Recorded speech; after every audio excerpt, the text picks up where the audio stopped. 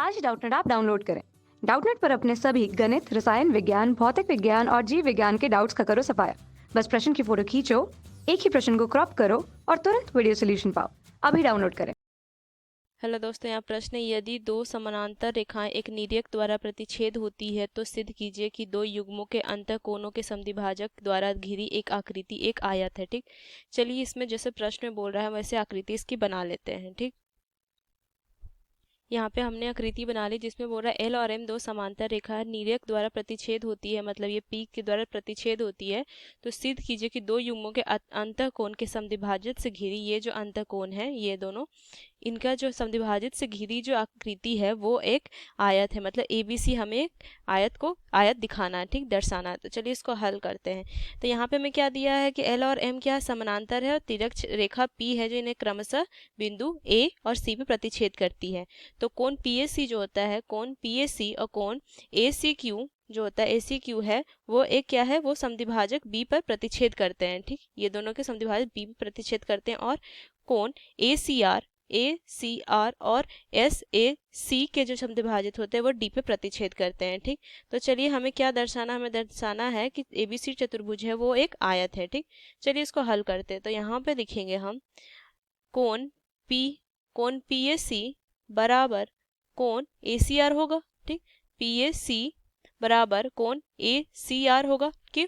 क्योंकि ये क्या है, एल और एम एक समांतर रेखा और पी है उसे तिर्यक रेखा प्रतिच्छेद करी, तो ये दोनों एकांतर कोण होंगे। तो यहाँ पे हम लिखेंगे एकांतर कोण की वजह से। ठीक, ये लिखेंगे ACR।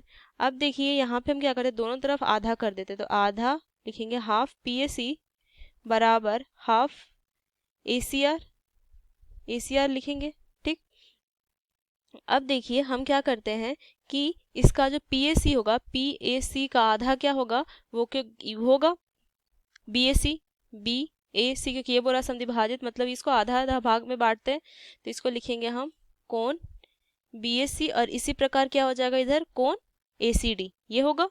ठीक, अब चलिए इसको, ये बराबर कोण रेखाएं जो है AB और DC को के तिर्यक रेखा है AC द्वारा प्रतिच्छेद करने से बनते हैं और ये एक एकांतर कोण है। इसीलिए हम क्या कहेंगे, हम कहेंगे कि AB समानांतर होगा CD का, ये कह सकते हैं हम। ठीक, और इसी प्रकार हम कह सकते हैं कि BC समांतर होगा AD का। क्यों? देखिए कोण ACB और CAD लेने पे, कोण ACB और कोण ये कोण और CAD लेने पे। ठीक, अब चलिए इसको हल करते हैं। तो यहाँ से हम क्या कह सकते हैं कि दोनों अगर ये यहाँ से हम क्या कह सकते हैं, हम कह सकते हैं कि ABCD होगा जो एक समानांतर श्रेणी चतुर्भुज है। ठीक, अंतर चतुर्भुज है कहेंगे। ठीक, अब देखिए, अब कोण PAC जोड़ कोण CAS को हम क्या कर सकते हैं, 180 बराबर कहेंगे इनका योग, क्योंकि ये क्या है, ये एक रैखिक युग्म है। ठीक, अब इसको 180 कहेंगे हम।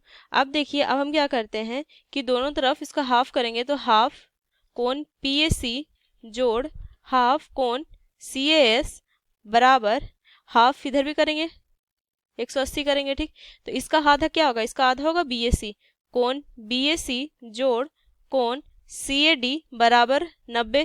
ठीक, तो यहाँ से क्या हो जाएगा, कोण BAC और कोण CAD, देखिए कोण BAC और CAD ये कोण है BAD के बराबर है। तो यहाँ पे हम लिखेंगे, यहाँ पे लिखेंगे हम कोण BAD बराबर 90, ये लिखाएगा। ठीक, अब चलिए इसको और आगे हम हल करते हैं। तो यहाँ पे देखिए कि जो हमारा कोण, एक कोण हमारा 90 डिग्री निकल गया। अब इसीलिए अब देखिए कि ये जो कोण है हमारा एक समानांतर त्रिभुज जो है ABCD, उसका एक कोण जो है वो समकोण निकला। ठीक, वो एक कोण समकोण है। तो हम यहाँ पे क्या कह सकते हैं कि अतः जो ABCD है वो एक आयत है, क्योंकि जो ये हमने पहले ABCD हमारा समानांतर चतुर्भुज तो निकला था। अगर समानांतर चतुर्भुज का एक कोण अगर समकोण होता है तो वो जो समानांतर चतुर्भुज होता है वो एक आयत होता है। तो यहाँ से हमने सिद्ध कर लिया कि ABCD एक आयत है। तो आशा करती हूँ दोस्तों ये प्रश्न आपको समझ में आया हो। धन्यवाद। कक्षा 6वीं से 12वीं से लेकर नीट, आईआईटी, जेई वो एडवांस के लेवल तक 1 करोड़ से ज्यादा छात्रों का भरोसा।